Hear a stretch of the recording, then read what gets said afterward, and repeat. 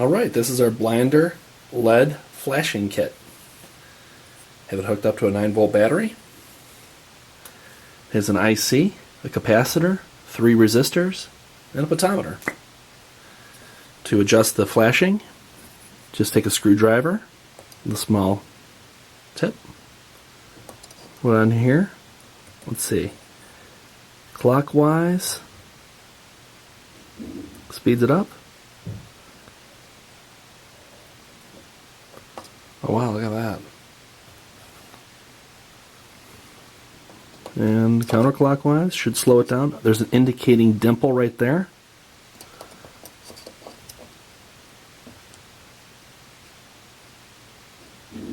And slows it down.